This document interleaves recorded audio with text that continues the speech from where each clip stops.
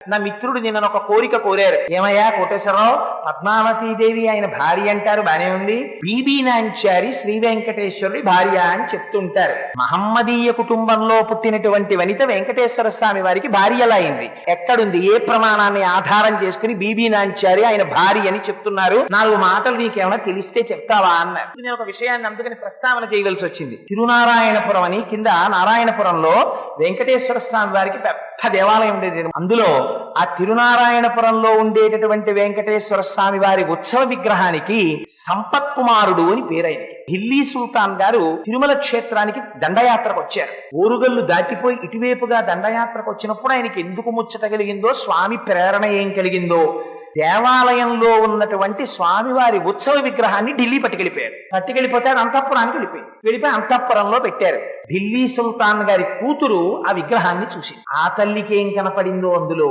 అబ్బాయి ఎంత అందంగా ఉన్నాడో, స్వామిని రోజు మహమ్మదీయ కుటుంబంలో జన్మించిన జన్మ కారణం కాదండి.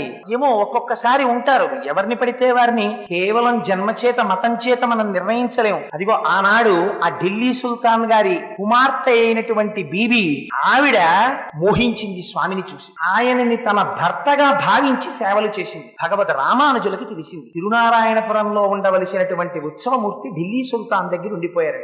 ఢిల్లీ వెళ్లి ఆయన సుల్తాన్ గారిని మెప్పించి ఆ ఉత్సవమూర్తిని తీసుకొచ్చేశారు. ఆ స్వామిని విడిచిపెట్టి ఉండలేకపోయింది ఆయన కుమార్తె. ఆవిడ కూడా వచ్చేసిన తర్వాత ఆలయంలో స్వామికి ప్రతిష్ఠ అయిపోతే స్వామి ఇంకా బయటికి రాలేదు. స్వామికి ప్రతిష్ఠ అయితే ఆవిడ ఏడిచి, నేను మహమ్మదీయ కుటుంబంలో పుట్టిన స్వామి పట్ల అపారమైన వ్యామోహం పెంచుకున్నాను, ఆయన్ని చూడకుండా ఉండలేను అని అడిగింది. రామానుజుల హృదయం కరిగిపోయి అమ్మ నీకే నిబంధన అడ్డురాదు, భక్తి ప్రధానం, వెళ్లి దర్శనం చేయమన్నారు.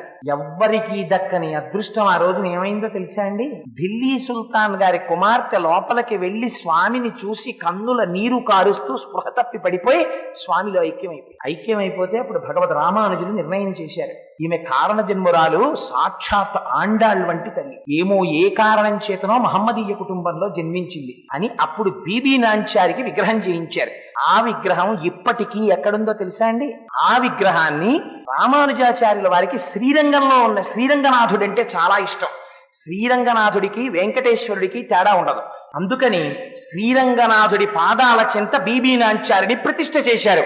మీరు ఇప్పటికీ శ్రీరంగం వెడితే బీబీ నాంచారి విగ్రహం ఏదంటే చూపిస్తారు, పాదాల దగ్గర ఉంటుంది. అందుకని ఒక మహమ్మదీయ కుటుంబంలో జన్మించి వెంకటేశ్వరుడి యొక్క పత్నీత్వాన్ని పొందినటువంటి మహాదృష్టాన్ని పొందినటువంటి తల్లి బీబీ నాంచారి.